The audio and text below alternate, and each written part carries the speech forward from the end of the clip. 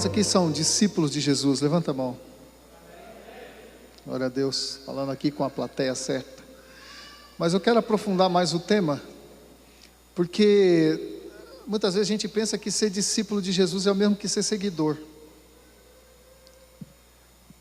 Muitas vezes a gente acha que ser discípulo de Jesus é apenas uma expressão que denota assim, uma religião. Mas ser discípulo de Jesus envolve outras coisas que eu quero compartilhar com você, amém, amados? Quantos estão prontos? Então você promete ficar até o final, né? Mesmo que o Espírito Santo te dê uma... essa é para você, viu? Senhor nosso Deus, estamos aqui, Pai, para receber aquilo que vier da Tua parte, Pai. Que se cale a boca do homem, que a boca do Senhor, que o coração do Senhor seja expresso nas palavras, Deus, aqui esclarecidas pela tua palavra, e usa esse Teu servo que aqui está, Pai amado, nas suas limitações, nas suas imperfeições, para que o poder seja do Senhor e não meu, para que a glória seja para o Senhor e não para mim, Pai, porque, Deus, nada temos que não tenhamos recebido do Senhor, e somos apenas vasos através dos quais o Senhor manifesta a Tua presença, Pai. É assim que eu oro, em nome de Jesus, amém. Eu quero classificar aqui 3 tipos de pessoas que cercavam o ministério de Jesus. E vamos ver com qual deles você vai se identificar, né? Você acabou de falar que é discípulo de Jesus, então essa parte eu vou deixar por último. Eu vou falar primeiramente dos perseguidores de Jesus. Eu já fui perseguidor de Jesus. Talvez muitos de vocês já tenham sido também. Perseguidor de Jesus. E o mais curioso, amados, é que eu era extremamente religioso e por isso eu perseguia. Então, o grupo dos perseguidores de Jesus, ele tem esse perfil, é um pessoal que é extremamente religioso, é um pessoal que se julga muito crente, ou muito religioso, ou que detém todo o saber a respeito de Deus. E nós vamos encontrar alguns perseguidores de Jesus nas Escrituras, e que o seguiam, só que com o objetivo de apanhá-lo em alguma falha e depois denunciá-lo. Há pessoas que viam em Jesus um impostor, viam em Jesus alguém que ele afirmava ser e que não era. Então esses eram os perseguidores. Mas antes de continuar, vamos definir a palavra discípulo, né? Já que somos discípulos, todos aqui somos discípulos de Jesus, vamos entrar a definir. Segundo o dicionário, discípulo pode ser também chamado aluno ou seguidor. Nos tempos bíblicos, o discipulado estava mais focado na convivência entre aluno e mestre, e onde ele podia aprender pelos exemplos que vivia no dia a dia com seu mestre. Isso era mais do que meramente um estudo sistemático ou um estudo doutrinário. O discípulo na época de Jesus era aquele que seguia as pegadas, é aquele que estava onde Jesus estava, é aquele que via Jesus fazendo as coisas, é aquele que copiava Jesus não pelas palavras, mas pelo exemplo. Então o discípulo é isso. Já começou aí, né, a apertar a coisa. Se nós somos discípulos, amados, então nós temos que ver em Jesus um modelo de vida para nós, e só Ele. Nós não podemos ser discípulos de Jesus e discípulo de outros personagens da mídia, ou discípulos de outros de cantores, ainda que sejam cantores gospels, né? Gospel, sei lá. Somos discípulos de Jesus, e Ele é a referência para nós de discipulado. E nós não apenas, como é que eu vou dizer isso aí sem me fazer entender? Não apenas as palavras, mas as ações. Porque a Bíblia diz que a letra mata, mas o Espírito vivifica. Porque se o Espírito não pegar a palavra que já está impressa no teu coração e não transformar essa palavra em vida, essa mesma palavra vai matar você. Porque pela tua palavra será julgado, e pela tua palavra você será condenado. A palavra, como Jesus fala, as minhas palavras, a palavra que eu vos tenho dito são espírito e são vida. Ou seja, a vida de Deus fluindo em você. E é isso que o mundo precisa ver, a vida de Deus fluindo em nós. Jesus, ele não está precisando de defensores da fé. Jesus não está precisando de advogados da fé. Ele está precisando de testemunhas da fé. É diferente, né? Jesus não precisa que você o defenda. Jesus precisa que você testemunhe dele. Porque nessa, muitas vezes, de defender Jesus, né, a gente vai encontrar pessoas que vão falar: não, mas espera aí, você está defendendo Jesus, porque você é crente e tal. Não, eu estou defendendo Jesus, não estou defendendo Jesus, eu estou testemunhando dele. É diferente daquilo que ele fez na minha vida, a diferença que há na minha vida. As pessoas têm que olhar para mim e ter certeza de que ou eu fiquei louco, eu realmente me converti, mas as duas coisas têm que ser referidas a mim. Porque o apóstolo Paulo diz, né, que ele era considerado louco por causa de Cristo, né? Então as pessoas têm que olhar para você, amado, e tirar uma conclusão a seu respeito. Não apenas dizer: olha, pastor Heber é crente. Não, pastor Heber é um homem de Deus. Porque crente até o diabo é. Ele é. E ele crê em Deus até mais do que a maioria de nós. E nem por isso ele está salvo. Amém? Bom, então essa é a definição de discípulo. Mas, amados, o finalzinho do livro de Mateus vai nos dizer o seguinte: é a última comissão, ou a grande comissão de Jesus àqueles discípulos que ele formou, tá? No final da triagem, vamos dizer assim, no final da triagem, tá? Estou começando pelo fim para depois chegar no começo. Mateus 28, versículos 18 a 20, diz assim: e aproximando-se Jesus, falou-lhes, dizendo: foi-me dada toda a autoridade no céu e na terra. Portanto, ide, fazei discípulos de todas as nações, batizando-os em nome do Pai, do Filho e do Espírito Santo, ensinando-os a observar todas as coisas que vos tenho mandado, e eis que estou convosco todos os dias, até a consumação do século. Amém? Posso ouvir um glória? Ele está conosco até a consumação dos séculos. Amado, tem um ditado que diz, a maioria de vocês deve conhecer: diga-me com quem andas e lhe direi. Pouca gente sabe, né? Diga-me com quem andas e lhe direi quem és. Porque quando você anda com alguém, você absolve algo do caráter dessa pessoa com quem você anda. Se você anda com um malandro, você vai falar o idioma dele, você vai falar a linguagem do malandro. Malandro, né? Parece uma palavra estranha. Se você anda, né, com pessoas erradas, até o seu modo de falar vai denunciar que você anda com pessoas erradas. Você vai pensar como elas, você vai falar como elas, porque você vai sofrer influência delas. E é isso: diga-me com quem andas, lhe direi quem és. O Pedro, quando ele estava negando a Jesus, olha, Pedro, quando negava Jesus, alguém chegou falando: não, ele é discípulo de Jesus, até o modo de falar dele o denuncia. Pedro andou 3 anos e meio com Jesus. Pedro esteve nos momentos mais importantes do ministério de Jesus. Era impossível Pedro não ter absorvido nada de Jesus, e isso ficou muito claro quando ele quis negar. Mas alguém falou: não, você é um deles, porque o seu jeito de falar te denuncia. Amém? Glória a Deus. Bom, então, amados, está falando, né, dos perseguidores. Esses eram aqueles religiosos, os que perseguiam Jesus, amados, que davam mais trabalho para Jesus. Não eram os perdidos, não eram os pecadores. Que interessante isso, né? Não eram as pessoas más que davam trabalho para Jesus. As pessoas que davam trabalho para Jesus eram aquelas pessoas boas, eram aquelas pessoas que seguiam a Torá, faziam tudo certinho.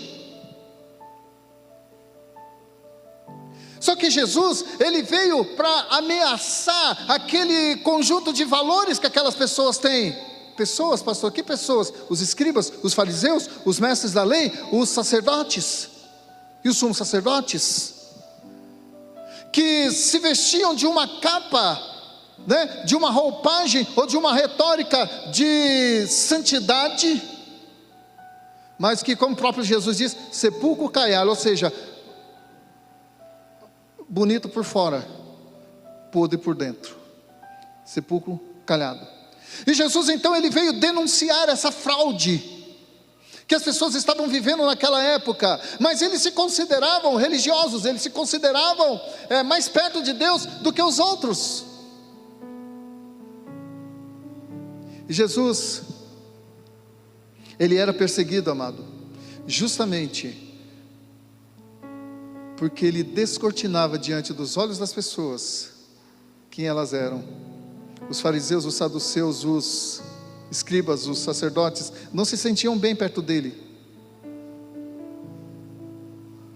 porque a presença de Jesus incomodava. Era a religiosidade que impedia que aqueles homens vissem Deus em Jesus, vissem a verdade de Jesus, vissem verdade nas palavras de Jesus. E embora eles vissem os milagres de Jesus, eles se recusavam a acreditar na mensagem, porque eles já tinham uma definição da mensagem na sua própria mente. Eles haviam decidido crer de uma tradição herdada de seus pais, que se inclusive tivesse sido bem trabalhada, eles iriam ver Jesus Cristo, o cumprimento das profecias que eles mesmos defendiam. Só que eles estavam cegos para aquela realidade, não conseguiam ver Jesus, não conseguiam ver em Jesus o cumprimento das profecias de Isaías, das profecias de Moisés, das profecias de Deus a Adão, ou a Eva, que um descendente dela ia ferir a cabeça de Satanás. Eles não conseguiam ver que esse descendente de Eva era Jesus. Bom, esses eram os perseguidores, que estavam sempre atrás de Jesus, com o objetivo de acusá-lo, né? E é interessante, tem aqui a passagem de Lázaro, né? Que Lázaro, quando estava sepultado, já fazia 4 dias, então Jesus, ele pegou os discípulos e foi até lá onde Lázaro estava sepultado, e Jesus, ele havia sido chamado para ir curar Lázaro. E Jesus, diz a palavra, ele ficou um tempo ali ainda esperando, e depois ele resolveu ir. Mas alguém poderia pensar, olha, o Senhor vai para o velório, ele já morreu, já tem 4 dias. Não, amado, Jesus não ia para um velório, não era para o velório que Jesus ia, porque já tinha 4 dias que Lázaro estava enterrado. Jesus ia para uma missão. Jesus não foi para um velório na ocasião da morte de Lázaro, Jesus foi para uma missão, pastor Heber. Qual era essa missão?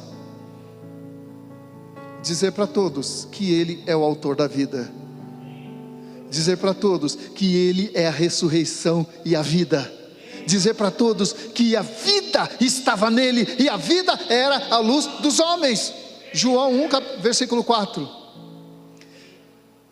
Então Jesus, olha só que coisa interessante, tentem raciocinar comigo. Jesus chega ali na gruta, no cemitério, tem uma gruta, tem uma pedra lá, já faziam 4 dias que Lázaro estava sepultado, e as pessoas estavam ali chorando. Jesus estava lá, os discípulos estavam lá, e muitos dos perseguidores de Jesus estavam lá, muitos seguidores de Jesus lá estavam também. E aí Jesus manda remover a pedra. Jesus fala assim, olha, removam a pedra. Eu fico imaginando, amado, as pessoas tampando o nariz ou se afastando, porque cheiro de carne humana apodrecida, amado, é o pior cheiro que tem.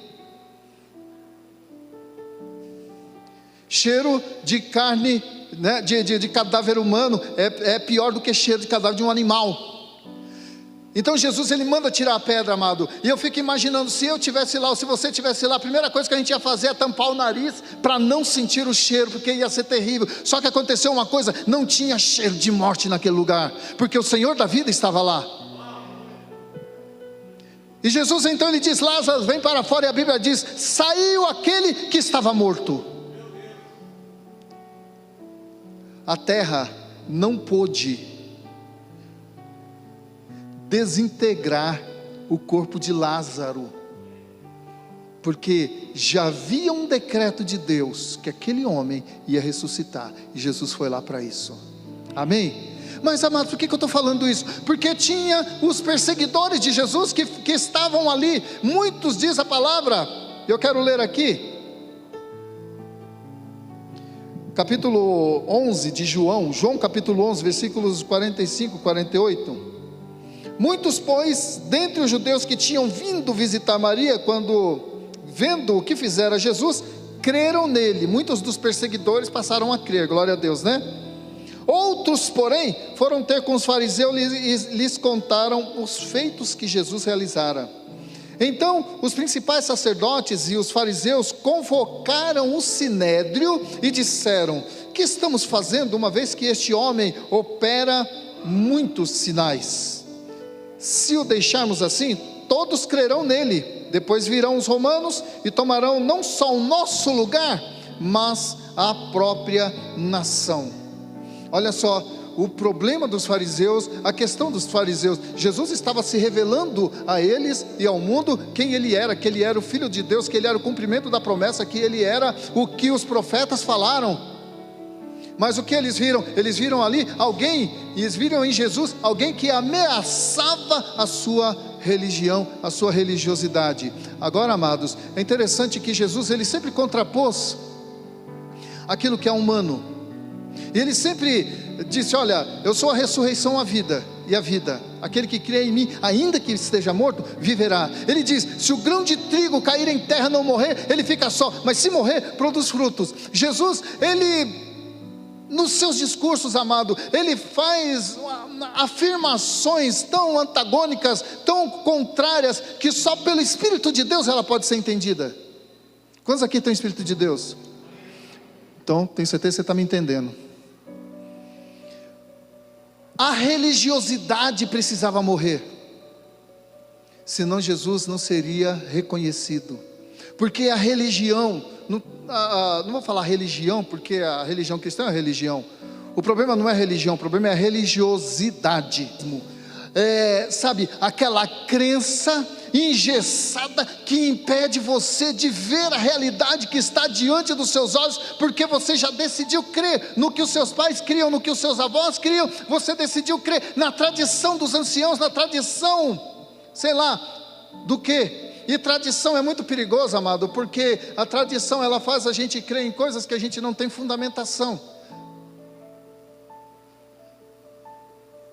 É igual uma história que eu vi uma vez, falando sobre isso, quebra de paradigmas, que o casal foi fazer a comida, né? Aí a esposa desse casal, né? A esposa pegou um pedaço de carne, o lagarto, não sei qual é a parte do corpo, mas é um lagarto, é uma carne comprida assim, e cortou as extremidades e colocou na forma para assar, né? Cortou as extremidades. E aí o marido olhando falou assim: meu bem, por que você corta as extremidades do lagarto para colocar? E tá, é porque eu aprendi com a minha mãe. Minha mãe fazia o lagarto assim, eu aprendi com ela e fui fazendo. Aí tá, então vamos perguntar para sua mãe, porque isso tem que ter alguma coisa, ou essa parte da carne é ruim, ou ela é mais dura, não sei o que é. Aí foram perguntar para a mãe da esposa: ô mãe, por que a senhora sempre, quando fazia o lagarto, a senhora cortava as extremidades? Aí a mãe fala: não, eu não sei, eu aprendi com a sua avó. Olha só, uma tradição que foi passando de geração em geração, e foram se criando narrativas em cima de tradições. E aí elas foram perguntar para quem? Para a avó. Ô vó, me tira uma dúvida, por que sempre que a senhora ia fazer o lagarto, a senhora cortava as extremidades do lagarto, vó? Minha filha, vem cá, deixa eu te mostrar. Sabe o que é? É que o forno da vovó era muito pequeno e não cabia o lagarto inteiro. Nada a ver com o lagarto. O problema não era o lagarto, não eram as extremidades, era o forno que era pequeno. Você entende, amado, que muitas vezes nós engessamos os postulados da fé em cima de tradições que aprendemos, e é por isso que hoje, mais do que nunca até, amado, é imperativo examinar as Escrituras, porque cuidaste ter nela a vida eterna, e são elas que testificam de mim. Jesus fala. Jesus diz a palavra que ele veio quebrar a tradição dos anciãos. Porque, amado, tradição que não tem fundamentação teológica, ou fundamentação bíblica, é placa indicando o caminho, esse é o caminho, mas o caminho é errado. Mas vamos lá. Esses são os perseguidores, né? Mas tem os seguidores também. Tem aqueles os perseguidores que se converteram, né, e passaram a ser seguidores de Jesus. Mas os seguidores de Jesus, a gente vai ver nos relatos bíblicos que as multidões, né, seguiam Jesus, porque Jesus podia dar pão para elas, porque Jesus multiplicava os pães. As multidões seguiam Jesus, porque Jesus curava as feridas, porque Jesus ressuscitava. As multidões seguiam Jesus, porque Jesus tinha algo para lhes dar. Jesus era alguém muito especial, vamos dizer assim, que saciava as necessidades delas. As multidões, muitas vezes, elas queriam a bênção de Jesus, elas queriam ser curadas, elas queriam ser abençoadas, elas queriam ser alimentadas, mas ela não queria compromisso com aqueles que as abençoava, não queria um compromisso com aquele que as alimentava. Você pode entender, amado, que multidão que segue Jesus, nem toda essa multidão, ela segue a Jesus pelas razões certas. E muitos de nós, muitas vezes, seguimos a Jesus, ouvimos a igreja, não, eu vou buscar minha bênção. Tem até música que fala, preciso de uma bênção, não vou desistir. Tudo, amém, Deus tem bênçãos para nós. Mas amados, Deus, Ele te abençoa, mas a finalidade da bênção não é a bênção, é Deus na sua vida. É como um pai que chega de uma viagem, e ele chega com muita saudade do filho, esperando que o filho também tem muita saudade dele. E aí o pai chega para abraçar o filho, e o filho, ao invés de ir abraçar o pai, ele olha logo na mão para ver se o pai trouxe presente.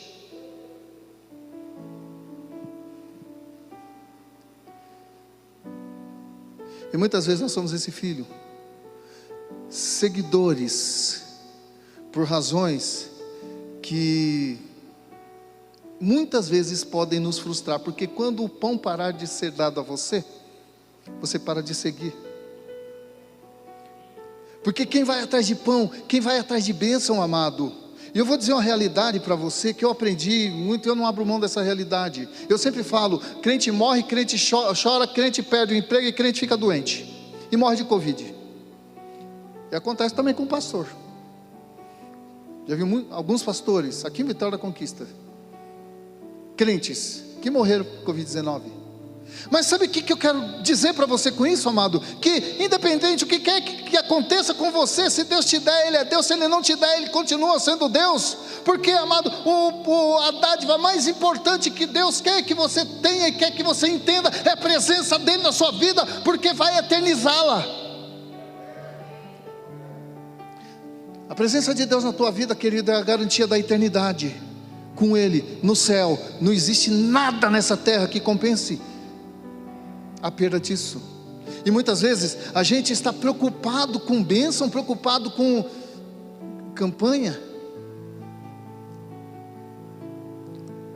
Nada contra a campanha, amado, mas eu acho que Deus, Ele quer nos dar muito mais do que o que nós buscamos. Os seguidores. Olha que Jesus fala em João capítulo 6, versículo 26. Respondeu-lhe Jesus, em verdade vos digo, que me buscais, não porque vistes sinais, mas porque comestes do pão e vos saciastes. É claro que muitos dentre aquelas multidões se tornaram depois discípulos mais tarde também, enquanto outros fizeram parte também da galera da crucificação. Os seguidores de Jesus, amado, tem uma coisa impressionante neles.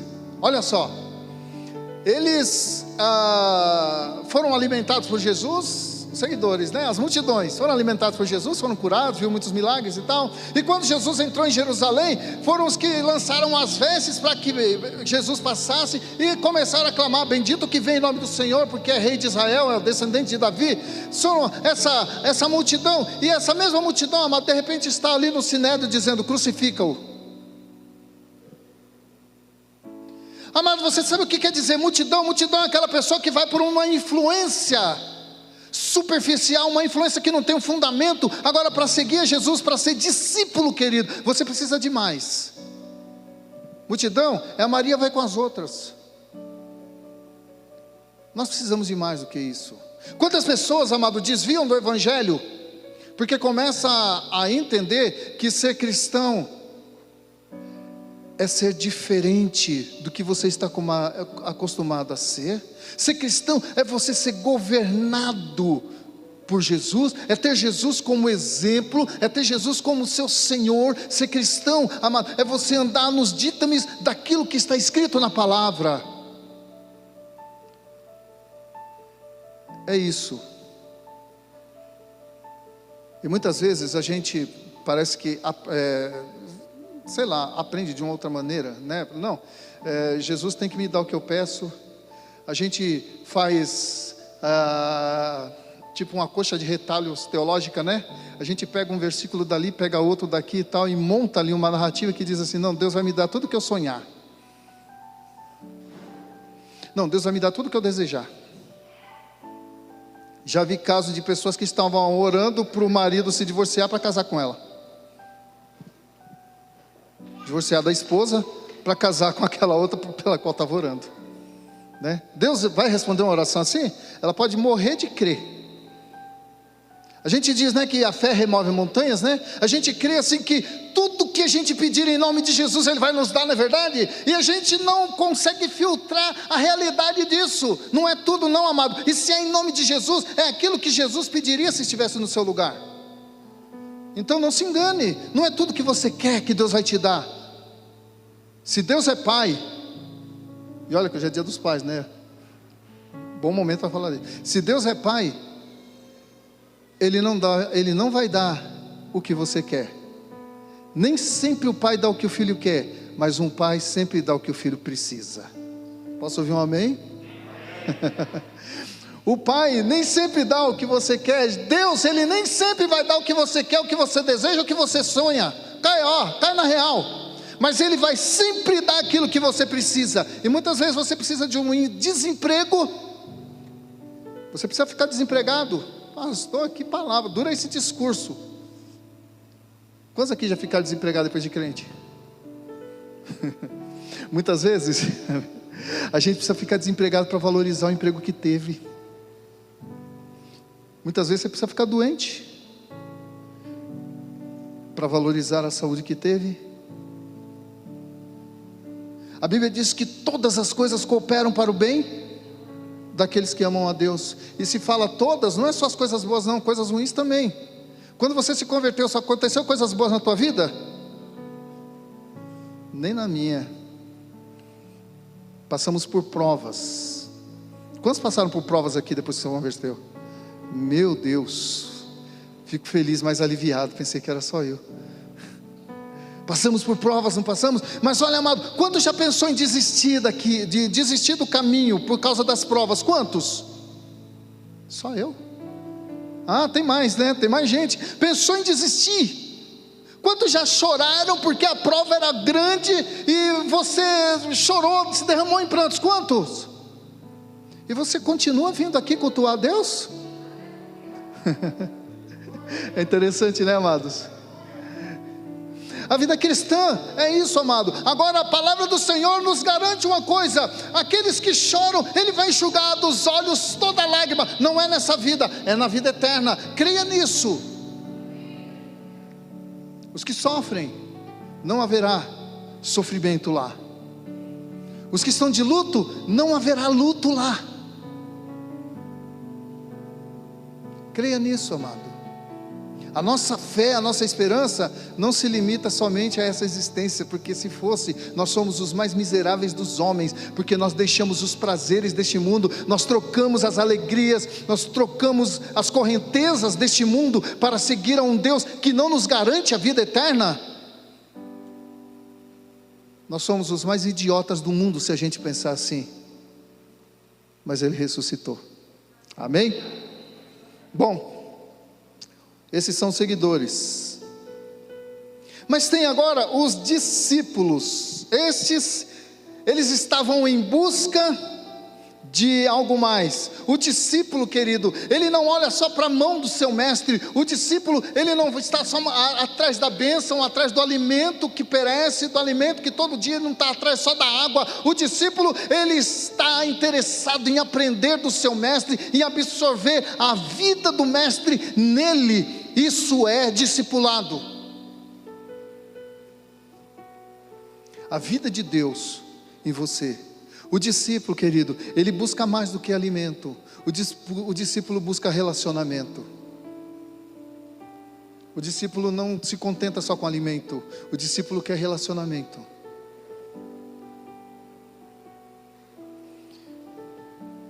Mateus capítulo 10, versículo 37 a 39, ele diz assim, Jesus falando: quem ama seu pai ou sua mãe mais do que a mim não é digno de mim.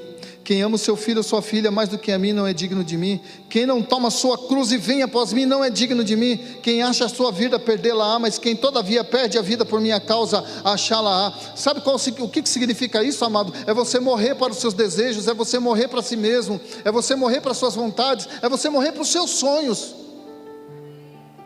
e sonhar os sonhos de Deus na sua vida. É isso que Deus quer de nós. Glória a Deus, mais luz aqui. É profético. Glória a Jesus. Podemos então, amado, ver nos evangelhos que as multidões se contentavam com o pão e com as bênçãos, mas para os discípulos Jesus tinha algo mais. Os discípulos queriam mais de Jesus. Para as multidões o preço do discipulado era muito alto. Elas não queriam compromisso com o abençoador. Mas os discípulos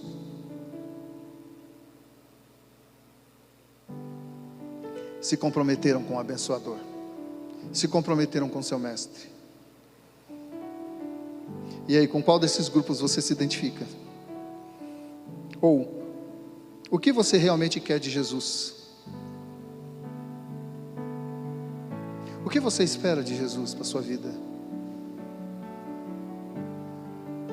O propósito de Jesus, amados, era dar mais dele aos seus seguidores. No entanto, muitos não estavam tão interessados assim.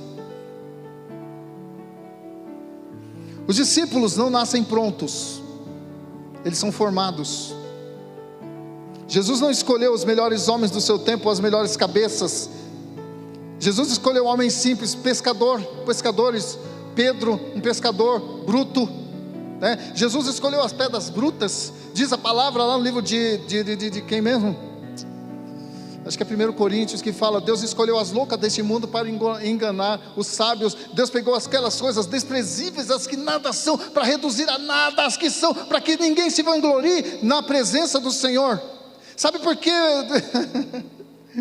Eu não sei como é que você vai interpretar isso, mas sabe por que Jesus te escolheu?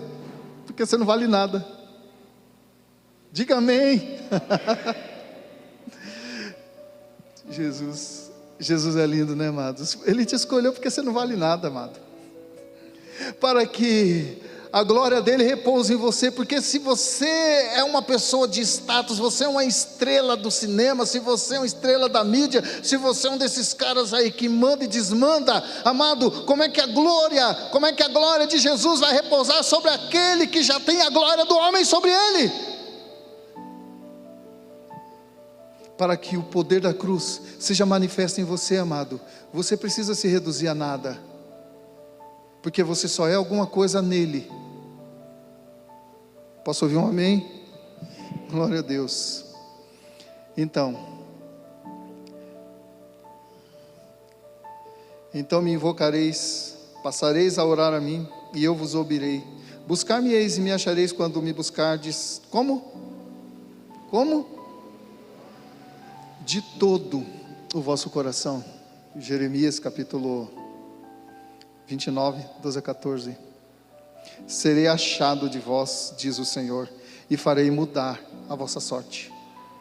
Buscar-me-eis e me achareis quando me buscardes de todo o vosso coração. Buscar de todo o coração, amado, é um relacionamento de corpo e alma, é um casamento, é uma interação tão íntima, amado, que é impossível Deus abrir mão de você depois.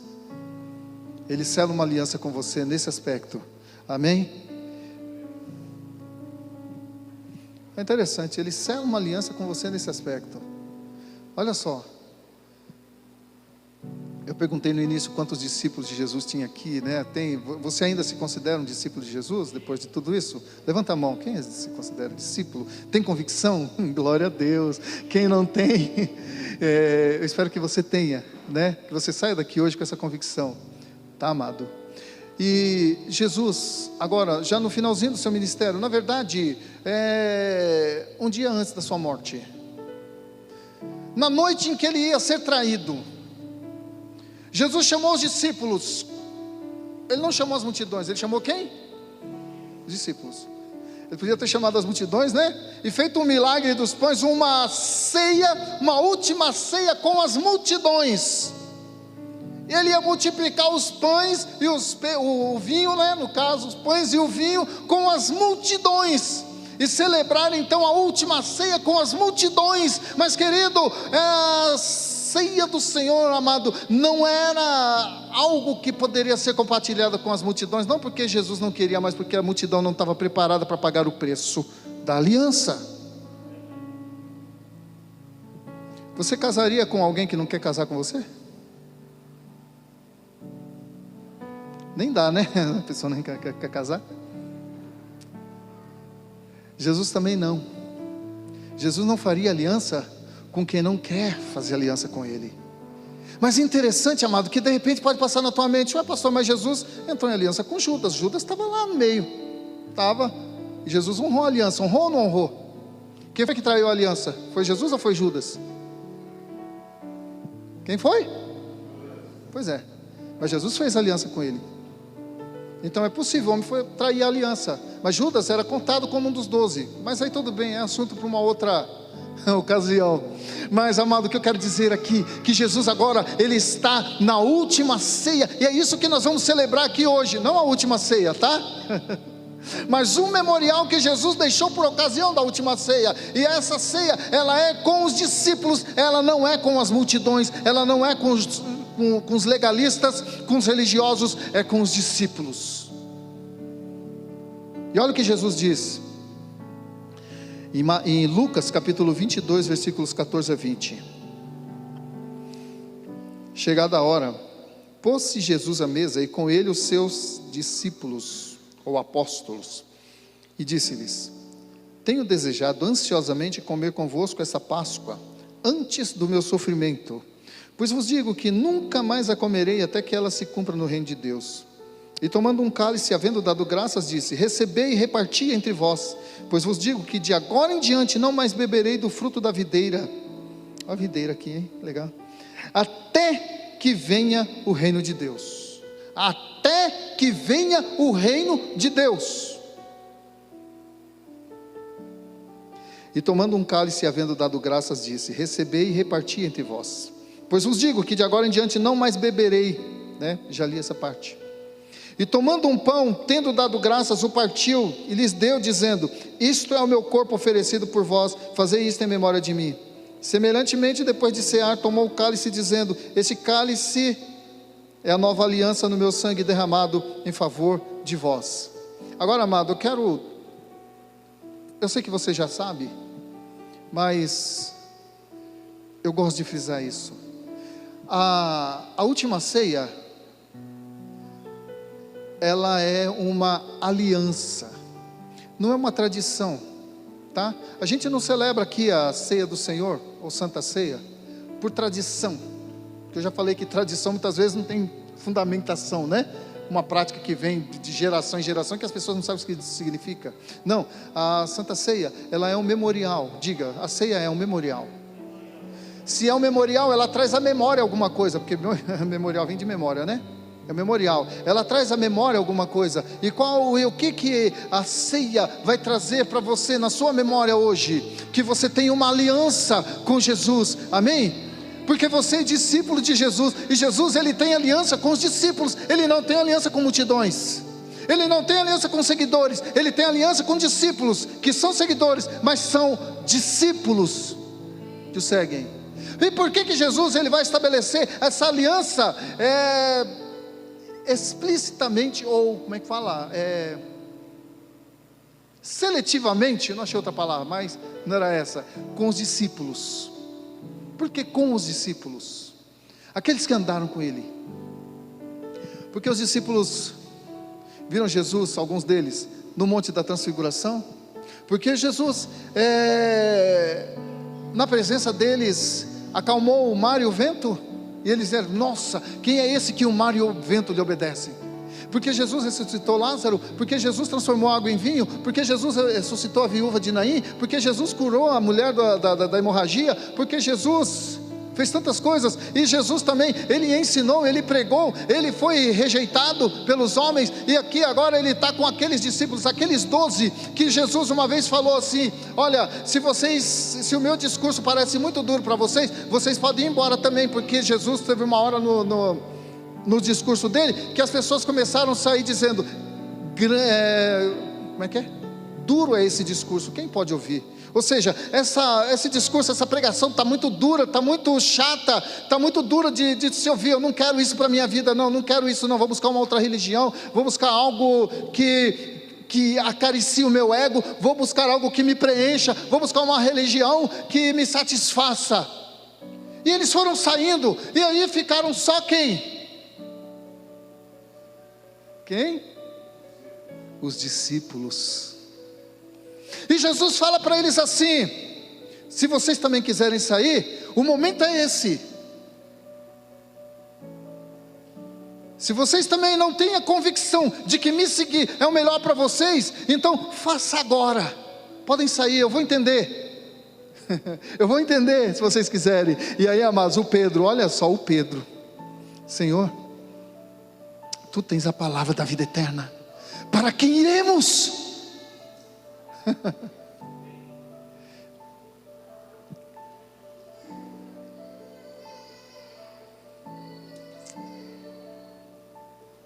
Foram eles que participaram depois da última ceia, que Jesus ansiava por aquele momento, porque aquele momento seria único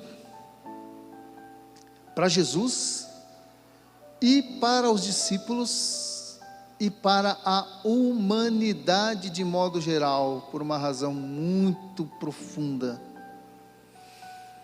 Deus estaria entrando em aliança com o homem caído, perdido, o homem pecador, através do sangue de Jesus.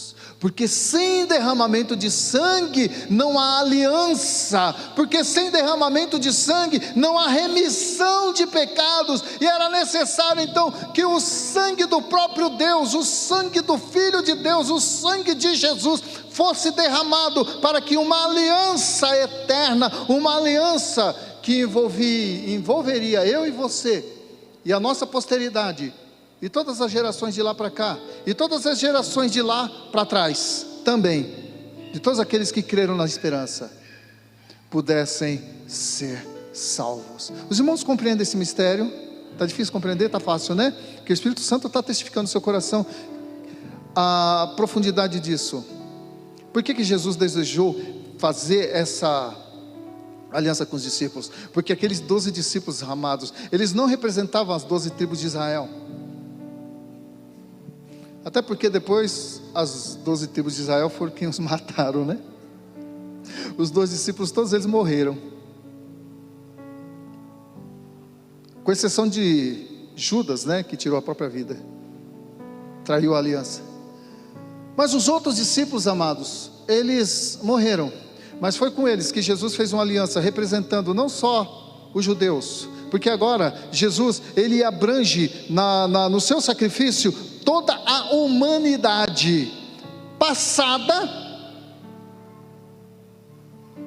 Se você está achando que é uma heresia, depois você me procura que eu vou explicar direitinho para você. Por que a humanidade passada? Todos aqueles que creram naquele que havia de vir, e no futuro, na geração futura, ou seja, todos aqueles que creram naquele que veio.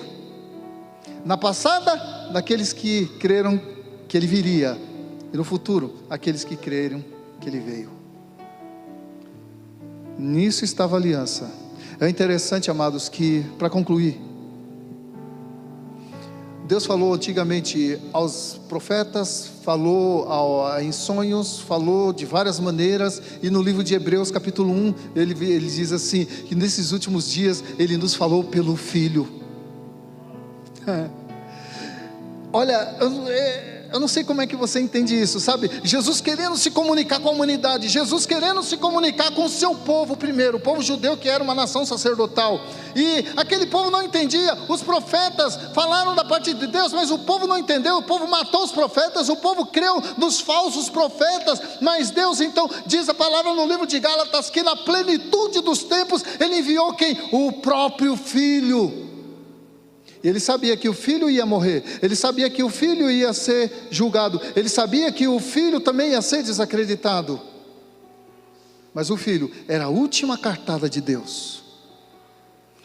Era, como é que se diz, a carta da manga que fala? Não sei se cabe essa metáfora, mas deixa a carta da manga para lá. Mas Jesus, sabe, amado, foi o último recurso de Deus para a humanidade. Não existe outro, amado. Se você não se apegar a essa esperança, a essa salvação, então já era para você. O que vai restar para você é a expectativa de juízo de Deus sobre a sua vida. Isso é aliança. Então, quarta-feira agora eu estava pregando lá na igreja da minha filha, mais o meu genro pastoreiam. Eu estava falando sobre Jesus, que a gente está estudando sobre Jesus, né? Filho de Deus. Interessante esse estudo. E lá diz, né, no estudo que Jesus, Ele era a mensagem, ou Ele não só trouxe a mensagem de Deus pessoalmente, como Ele próprio era a mensagem. Jesus, Ele era a mensagem. Todo aquele que olhava para Jesus entendia o propósito de Deus na vida dele, através de Jesus. E hoje, amado, Jesus, Ele é o mensageiro, Ele é a mensagem, e mais ainda para nós, Ele é o sacrifício que vai nos conectar a Deus. Mas por que, pastor, que Jesus é o sacrifício? Não podia ser Maomé? Não, porque Maomé morreu e está sepultado até hoje. Não podia ser Buda? Não, porque Buda morreu e foi sepultado também. Não podia ser algum outro? Não podia ser nenhum outro, porque todos esses outros que você fizer menção, morreu. E não se tem notícia da sua ressurreição. Mas então por que Jesus foi o único que prometeu que ressuscitaria e ressuscitou? Ele disse que viria e veio. Disse que morreria, morreu. Ele disse que ressuscitaria, ressuscitou. E Ele disse que voltaria. Espere, Ele voltará. E é isso que simboliza a Santa Ceia, amados. Porque eu recebi do Senhor o que também vos entreguei, que o Senhor Jesus, na noite em que foi traído, tomou o pão e, tendo dado graças, o partiu e disse: esse é o meu corpo que é dado por vós, fazei isso em memória de mim. Por semelhante modo, depois de haver ceado, tomou também o cálice, dizendo: este cálice é a nova aliança no meu sangue, fazei isso todas as vezes que o bebedes, em memória de mim. Porque todas as vezes que bebedes esse cálice, anunciais a morte do Senhor. E não só a morte do Senhor, mas quando diz até que Ele venha, então a morte, ou seja, a partida e o retorno.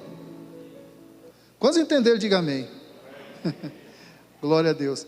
Até que Ele venha. Tem uma música que diz, né? Até que o Senhor venha, eu irei clamar. Amados, até que Ele venha. Há uma promessa que Jesus deixou para a sua igreja, amado. E essa promessa nunca pode ser esquecida. E a ceia do Senhor, ela é um lembrete de que há uma promessa, amado. Há um juramento da parte de Deus. Há uma aliança envolvendo o sangue de Jesus, de que Ele virá buscar a sua noiva, que é a igreja. Amém?